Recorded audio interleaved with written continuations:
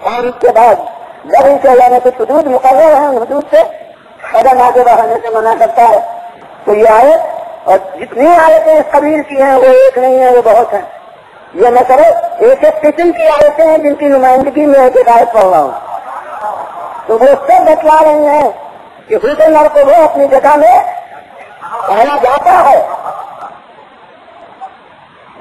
اور اللہ ان باتوں کا حکم دیتا ہے جو اچھی ہیں اور ان باتوں سے منع کرتا ہے جو بری ہیں. یہ اس کا عمل ہے. اور اللہ کا اللہ ظلم ہوں، اللہ ایسا نہیں ہے کہ ظلم کرے. اس کے معنی ہے کہ ظلم کرنا اس کی شان الوہیت کے خلاف.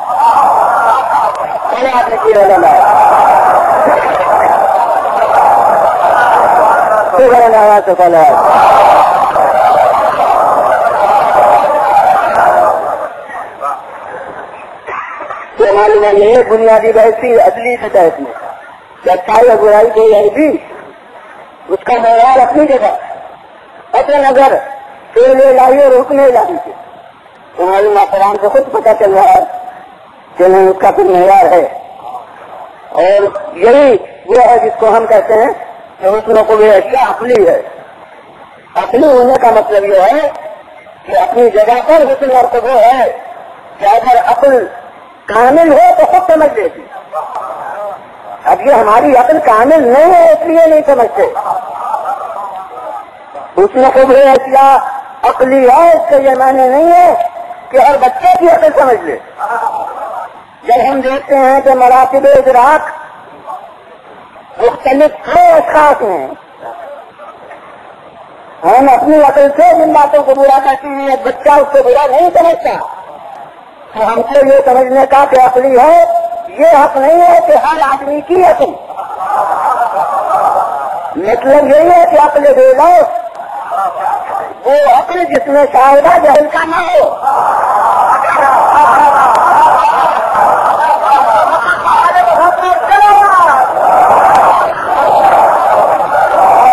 اس میں توہمات کی آمیزش نہیں ہے.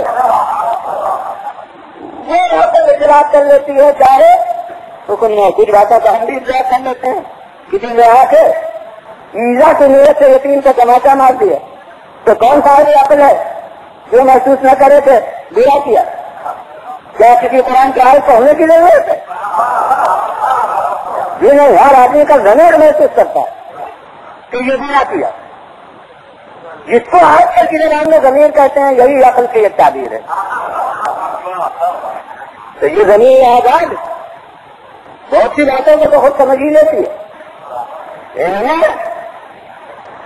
احادیث بھی جو ہے تائید عقل کرنے کے لیے ہیں، تشریح عقل کرنے کے لیے نہیں ہے. ایک یہ کہ جن باتوں کو تم سمجھ لیتے ہو لیکن رکھنے میں رکھتے ہو ہم تمہیں ان کو سمجھا دیتے ہیں. اسی لیے امیر المومنین علیہ السلام اپنی بلیغ جملہ ارشاد فرمایا ہے انبیاء کے سامنے کہ انبیاء کا مقصد کیا ہوتا ہے. ارشاد فرمایا ہے کہ لیثیروا لهم دفائن العقول. دیکھیے سفینہ ہوتا ہے زمین میں موجود مگر اوپر سے گرد و غبار کا بار اور خاک کا ڈھیر ہوتا ہے جس سے وہ سفینہ چھپ جاتا ہے، نظر نہیں آتا. ایک واقف کار اوپر کی خاک ہٹا کر اس کو ابھارتا ہے. اور ابھی میں اس ابھارنے کو کہیں گے یثیر اطارا کہنے ابھارنا. تو ہر امیر انہیں کیا فرماتے ہیں کہ انبیاء یہ کام انجام دیتے تھے کہ انسانوں کے لیے عقل کے دفینوں کو ابھار کر سامنے لائے.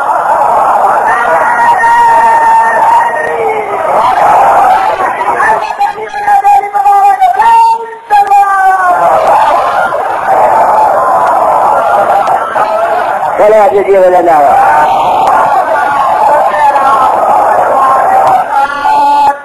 اس کی معنی ہے کہ توہمات کی طرح کے اندر چنگاریاں اور حکم اخلیقی موجود ہوتی ہیں لیکن وہ تقلید آباء و اجداد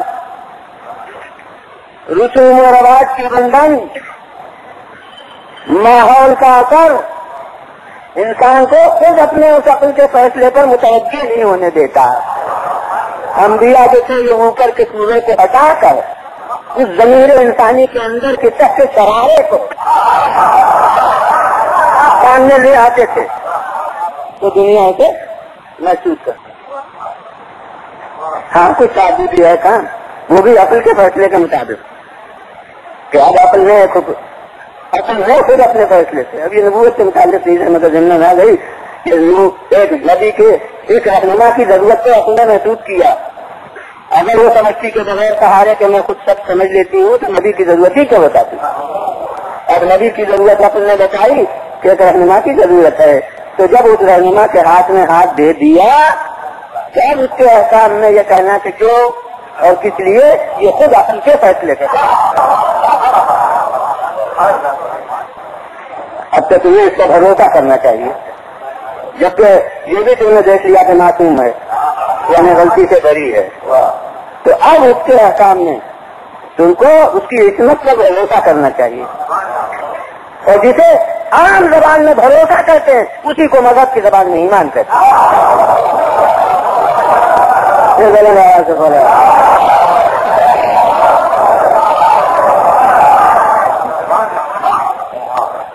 तो कुछ चीजें बुरी हैं बजाय खुद, कुछ चीजें अच्छी हैं बजाय खुद।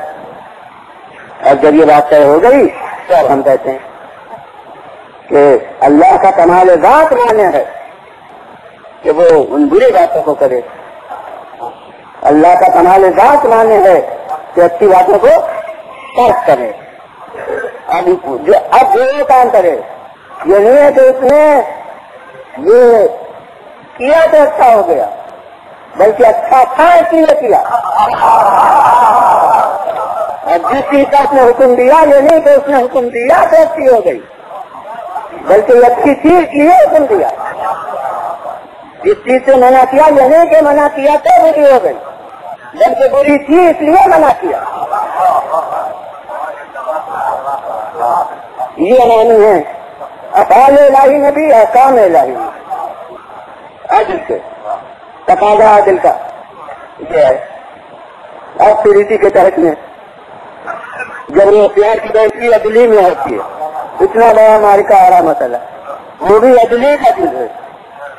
वो यह जो सबका उसने कह दिया कि जो हम अच्छा ही करते हैं वो करा देता है हमसे, जो बुरा काम करते हैं वो सब वो हमसे काम अमल में उसकी तरफ से आ जाते हैं, वो करा देता है।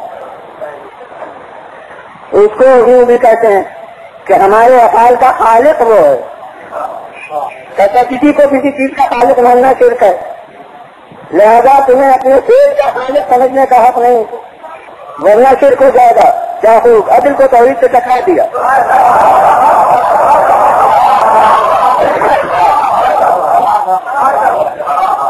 क्या भी किसी को किसी चीज का खालिक करो तो अब अपने अफाल का तुम कहो कि हम खालिक हैं, हम ये काम करते हैं, ये इरादा से खबरदार ऐसा न कहो, बल्कि ये कहो कि अल्लाह करता है हमारे हाथ पर, हमारे हाथ पर अल्लाह करता है। बस एक मुख्तसर जुमला कहूँ तो हमारे कामों में मौजूदे में क्या फर्क है। और मौजूदा भी कुरान कह रहा है, हमारा ईमान भी है कि नबी नहीं करता, अल्लाह उसके हाथ पर वो काम कर देता है। तो अब वो भी अल्लाह उसके हाथ पर करता है, हमारे हाथ से भी अल्लाह हमारे काम कराता है, तो हमने और नबी में क्या फर्क हुआ।